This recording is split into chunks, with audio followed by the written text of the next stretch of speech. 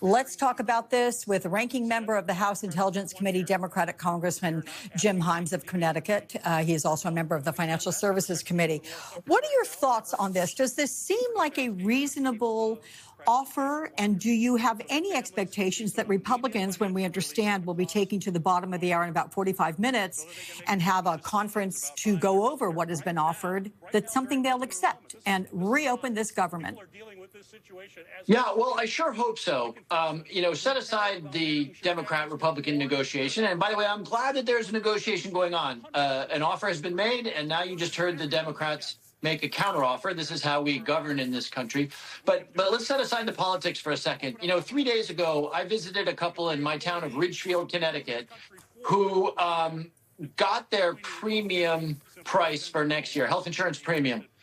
It went from $900 to $4,000. And that is not unusual. And by the way, that's more true in red states than in blue states. This is happening everywhere. So this should be a layup for my Republican friends, because if you want to think about it politically, a family that has just seen a quadrupling of their health care insurance premiums is going to be mad as a hornet. And the Republicans now have an opportunity to solve that problem for them. Remember, they've got the presidency, the Senate, and the House, and reopen the government. So to me, it seems like a no-brainer. Take this deal. We're not asking for something radical here. We're asking for something that will, help an awful lot of Republican constituents.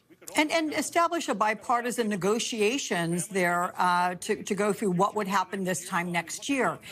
What do you think would be the Republican argument to not accepting it when, in fact, we had the president himself looking at the very difficult elections held this week across this country, in certain states, of course, where, Republicans got shellacked. And the president said a lot of it is because of this government shutdown. I'm sorry, Madam President. Can you imagine that? Alex, for the last 9 months, we've been pointing out that Republicans in the House and Republicans in the Senate won't do anything unless Donald Trump tells them to. Well, he just told them to do this, right? He just said, we got beaten because of the shutdown. And the president has made other comments which would lead you to believe that he understands how very serious this healthcare issue is for so many Americans. So if the Republicans in the House and the Senate say, not only are we not going to deliver food stamps, we already showed that we don't care if you go hungry, but the president has told us to reopen the government and to try to fix for this health insurance problem. And we're going to say no? Really? Your own guy told you to do this, and you're saying no, and the effect will be to keep people hungry and to keep them without health insurance and to damage our aviation and to make sure that TSA agents don't get paid? I just don't know how you begin to justify that to the American people.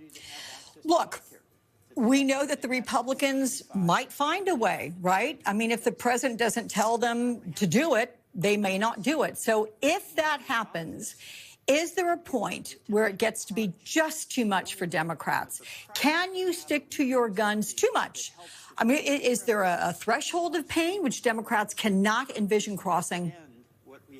Well, I will tell you this, which is that, of course, there's a threshold of pain, and it's already been wildly exceeded because people are going hungry, because people are getting absolute sticker shock about their health insurance premiums, because aviation is about to get shut down in substantial measure in, whatever it is, the most busy airports in the country as we go into Thanksgiving.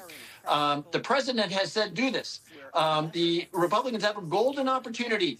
Literally 48 hours after they got shellacked, to use your word, they got shellacked because of affordability, right? This is what Mamdani was saying in New York, what Abigail Spanberger was saying in Virginia, affordability, affordability. And now they're going to say, we've got an offer which will help on affordability. And our answer is no. That's inconceivable. That is just politically inconceivable. So, look, what they need to do right now is not just do the right thing, but do the smart thing for their own party, which took a huge drubbing 48 hours ago. I do want to ask you about what happened in Wednesday's classified briefing relative to the military action in the Caribbean and the Pacific. You had Secretary of State Marco Rubio and Defense Secretary Hegseth talking about the U.S. military campaign there in the Southern Hemisphere. My question to you, sir, did you hear or see any irrefutable proof that the targets of these strikes, in fact, do pose the drug-running threat that the Trump administration has claimed throughout, without telling us publicly, indeed, that's the case? Well, let me answer that question in two ways. On the one hand, roughly 90,000 overdose deaths in the United States every year. The vast majority of those overdoses are fentanyl. The American public understands that. These boats that are being blown up are carrying cocaine. Now, cocaine is not a good thing, but if you're serious about addressing the violent threat, if you want to think of it that way, of overdoses in this country, you're not blowing up boats with cocaine. You're using those resources and assets and time and talent to stop the flow of fentanyl, which is not what is happening here. Now, if the question is, and remember, I spent a lot of time with our intelligence community. If the question is it likely that these boats, in fact, are carrying cocaine? I will tell you, yes, it is very likely. Now, I haven't seen enough information to be able to tell you that we're also absolutely certain that everybody on these boats is a drug dealer. There could be family members of drug dealers. There could be, women and children. There could be human cargo for human trafficking. I'm not prepared to say that we're doing a good enough job to assure that that is not the case. But again, our intelligence community is pretty good. So, I think it's going to turn out that these strikes, by and large, were boats carrying cocaine, which, if I can go back to what I just said, is not what is creating the huge lethality in the United States. So the reporting that we have seen, sir, from the New York Times and the Wall Street Journal, that the president is considering strikes inside Venezuela, potentially even targeting the security detail of Venezuelan President Nicolas Maduro as a tactic for removing him. And this is all, again, allegedly because of fentanyl, which they say is being created and exported from there, although there's no proof that Venezuela actually is a source of fentanyl production. That said, are you supportive of this? Well, Alex, let's be clear about this. There is no fentanyl production in Venezuela. Anybody who's telling you that is lying to you. What comes out of the Andean countries, Colombia, Venezuela, Peru, and Ecuador, is cocaine. Now, cocaine is not a good thing, but it is absolutely not fentanyl. So, no, that is not true. Now, you ask an interesting question that I can answer to some extent, right?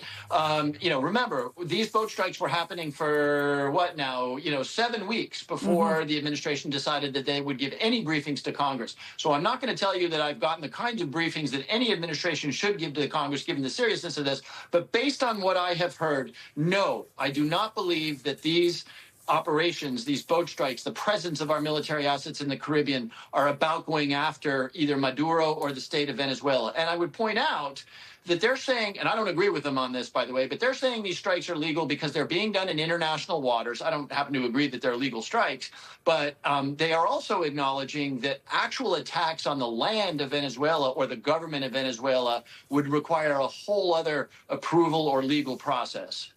Okay. Democratic Congressman of Connecticut, Jim Himes, thank you so much for your time. It's good to talk.